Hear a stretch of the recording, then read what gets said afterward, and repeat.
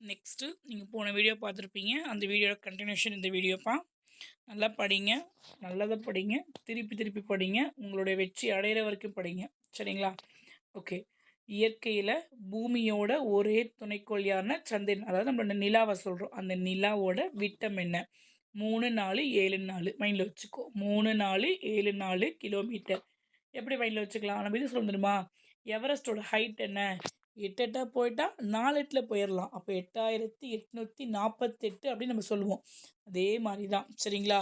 So இயற்கையில் பூமிக்கு ஒரே ஒரு துணைக்கோள் தான் இருக்குது. நம்ம நிலான்னு சொல்லுவோம். அந்த நிலாவோட விட்டம் என்ன? 3474 கிலோமீட்டர். சரிங்களா? அடுத்தது உலகிலேயே செவ்வாய்க்கோள். கொஞ்சம் ஸ்பெல்லிங் மிஸ்டேக்ஸ் இருக்குது, செக் பண்ணிக்கோங்க.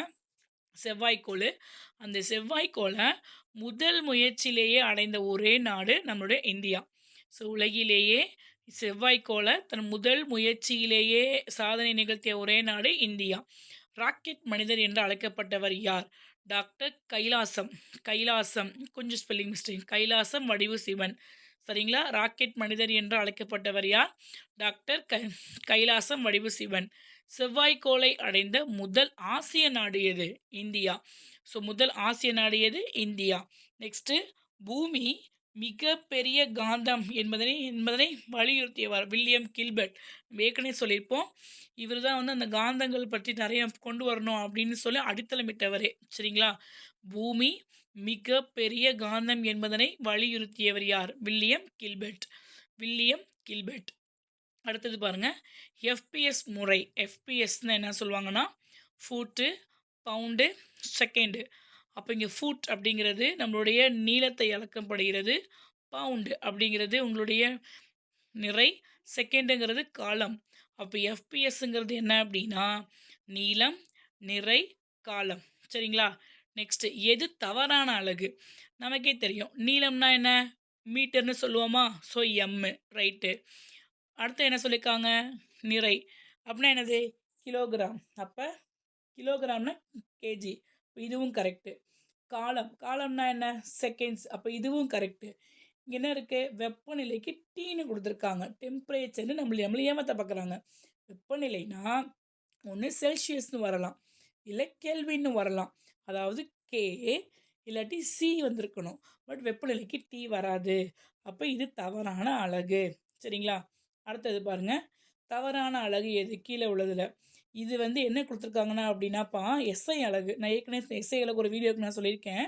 எஸ்ஐ அலகு ரொம்ப இம்பார்ட்டன்ட்யா எப்போதுமே. வெப்பநிலையோட எஸ்ஐ அலகு கெல்வின். வெப்பநிலையோட எஸ்ஐ அலகு கெல்வின். மின்னோட்டத்தின் எஸ்ஐ அலகு ஆம்பியர். இதுவும் ரைட்டு, இதுவும் ரைட்டு. பொருளின் அளவு பவுண்டு கிடையாது, மோல். பொருளின் அளவு என்ன சொல்லுவாங்க? மோல். ஆனால் இங்கே என்ன இருக்குது? பவுண்ட். அப்போ இது தப்பு. மைண்ட் செட் பண்ணிக்கோ. அடுத்த ஆன்சரையும் பார்க்கணும். ஒளிச்செறிவின் அலகு கேண்டிலா. அப்போ மீதி 3மே ரைட்டு. நம்ம எல்லோவில் போட்டிருக்கிறது தான் தப்பு. ஏன்? பொருளின் அளவு நான் என்ன சொல்லி கொடுத்துருக்கேன்? மோல். சரிங்களா? திருப்பி சொல்கிறேன். எஸ்ஐ அலகு, வெப்பநிலையின் எஸ்ஐ அலகு கெல்வின், மின்னோட்டத்தின் எஸ்ஐ அலகு ஆம்பியர், ஒளிச்செறிவின் எஸ்ஐ அலகு கேண்டிலா, பொருளின் அளவு மோல்னு வரணும். பட் இங்கே என்ன இருக்குது? பவுண்டுன்னு இருக்குது. ஸோ இது தப்பு. சரிங்களா? அடுத்தது செவ்வாய்க்கோளின் காலநிலையை பற்றிய தகவல்களை சேகரிப்பதற்காக டிசம்பர் 1998 சுற்றுக்கலம் அனுப்பிய நிறுவனம் எது? நாசா. நாசா எங்கேப்பா இருக்கு? சொல்லுங்கள். Very good. அமெரிக்காவில் இருக்குது. சரிங்களா? அடுத்தது பாருங்கள், எஃபிஎஸ் முறைனா என்ன?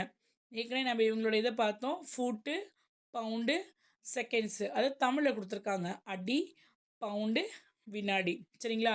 மேலே நம்ம என்ன பார்த்தோம்? நாசாங்கிறது அமெரிக்காவில் இருக்குன்னு பார்த்தோமா? இதோட ஃபுல் எக்ஸ்பான்ஷன்ஸ் என்ன? நாசா நீங்கள் கண்டிப்பாக தெரிஞ்சிக்க வேண்டிய ஒரு ஃபுல் எக்ஸ்பான்ஷன். சரிங்களா? நாசானா national aeronautics and space administration. திருப்பி சொல்கிறேன். நாசானா national aeronautics and space administration. அடுத்தது பாருங்கள், எது தவறான அலகு? வெப்பநிலை. நான் என்ன சொல்லி கொடுத்தேன்? வெப்பநிலைனா ஒன்று கெல்வின்னு வரலாம், செல்சியஸ்னு வரலாம். கெல்வின். அப்போ இது ரைட்டு. மின்னோட்டத்துக்கு நான் என்ன சொல்லி கொடுத்தேன்? ஆம்பியர். ஆனால் இங்கே சி இருக்குது. அப்போ இது தப்பு. அப்போ எழுத்தாலையும் உங்களுக்கு ஒரு அளவுகள் தெரியணும், குறியீடுகளாலும் அளவுகள் தெரியணும். சரிங்களா? திருப்பி சொல்கிறேன்யா, இந்த இடம் இருக்குல்ல, மின்னோட்டம், மின்னோட்டத்துக்கு நம்ம ஆம்பியர்னு சொல்லணும். பட் இங்கே சி ஃபார் செல்சியஸ். அப்போ இது தவறான அலகு. பொருளின் அளவு என்ன சொன்னேன்? மோல் இருக்கா? பொருளின் அளவு மோல். அப்போ இது கரெக்டு. ஒளிச்செறிவின் அலகு கேண்டிலான்னு படிச்சிருப்பீங்க. கேண்டிலா, அதோட ஷார்ட் ஃபார்ம் தான் சிடி. சரிங்களா? அடுத்தது எஃபிஎஸ் முறை. இது ஏற்கனவே கொஸ்டின் வந்துருச்சு. Foot, pound, second. அப்போ எஃபிஎஸ்ங்கிறத தமிழ்லையும் கேட்குறாங்க, இங்கிலீஷ்லேயும் கேட்குறாங்க, ஷார்ட் ஃபார்ம்லேயும் கேட்குறாங்க. தெளிவாக தெரிஞ்சுக்கோங்க. சரிங்களா? அடுத்தது பாருங்கள், இந்த இடம் நீளம் அப்படின்னா மீட்டர், நமக்கே தெரியும். அடுத்தது நிறைனா கிலோகிராம் தெரியும். காலம் என்பது என்ன வரும்? எனக்கு வினாடின்னு வந்திருக்கணும். ஆனால் இங்கே என்ன இருக்குது? மணித்துளிகள். மணித்துளிகள் அவர்ஸ் பேசிஸில் போகுது. அப்போ இது தவறு. காலம் வினாடியில் சொல்லியிருக்கணும். வெப்பநிலை கெல்வின், ரைட்டு. சரிங்களா? ஸோ அவ்வளோதான். Okay, thank you. ஸோ நம்ம நெக்ஸ்ட் வீடியோவில் அடுத்தது பார்க்கலாம். தேங்க்யூப்பா.